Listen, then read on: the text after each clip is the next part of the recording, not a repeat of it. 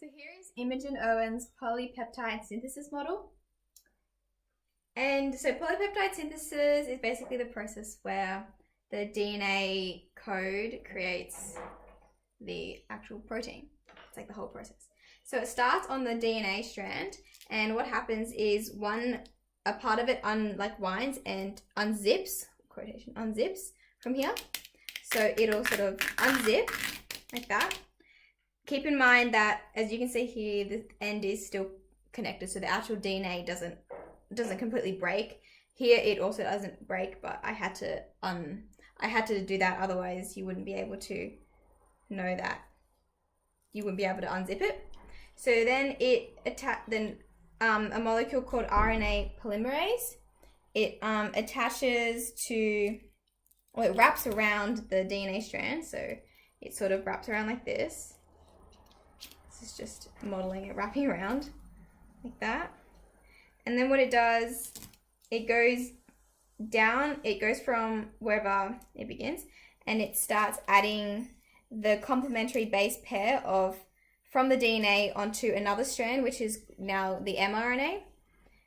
And this follows like the complementary base pairing rule by but instead of a thymine, it's that one, as you can see, because it's mRNA, so they changed. So then it goes down like that. So RNA polymerase goes down a strand and it reads the base pair, and it matches the complementary pair on the other side like that, like this. And initially I was gonna use make a 3D model, but it was not really working because I had plasticine, but it would just not show what I was trying to demonstrate, as it would get all complicated. So here I used colored paper to show each base, and they are sort of shaped differently, so it's more clear that what side can sort of fit like this, like a jigsaw. I was going to use actual jigsaw pieces, but they were very I couldn't make so many of the same sort of pair. So there's that one. So you can see it reads one at a time, so that's why I put a little gap there. So yeah, and then there's a couple more.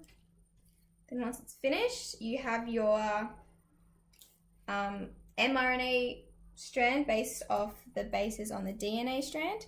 So the DNA strand, it can just go back and like how it used to be. But the mRNA, it has the job, it can come out of the nucleus of the cell, which is the gray area in my model. So this is the gray area, as you can see. See, there's a circle, so that's the nucleus. So it goes out of the nucleus and into the cytoplasm of the cell, which is the black part. So as you can see, it says cytoplasm and nucleus. And then for the start, so that whole process in the nucleus was called transcription, of when the DNA transcribes into mRNA using the RNA polymerase. So once the mRNA goes out of the nucleus and into the cytoplasm, it has to find a ribosome with the start codon. It's usually AUG. So as you can see, I put the colors there so you can easily see that it has to be these three colors, which is A, U, and G, as you can see from the kit. So this one sort of sticks onto the ribosome. So you just pop it like that. And the ribosome will read each base pairs, 3 bases long, which is called a codon, which is right there. So once it reads one base, it will find a tRNA molecule, will find the codon that has the same complementary base pairs, and it'll attach itself to that, like that. And then here the ribosome will continue to move down 3 at a time, and then these are just free in the cytoplasm, so that's why they're just stuck randomly there. Go like that, and then it'll read another 3. And my model only has 3 actual tRNA molecules, but in reality, there can be like hundreds and thousands. There'll be like thousands of bases, but there'll be like hundreds of the codons, so then there'll be hundreds of amino acids made.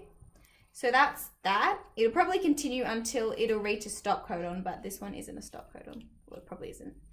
And then once that happens, these amino acids will link together like that. Or I think they link straight away, but I just did it like that. So they can link using, as I use gold paper and these little gold buds, so you can sort of link them together because that's what they have to do. It makes a protein. But they also detach from the tRNA like that.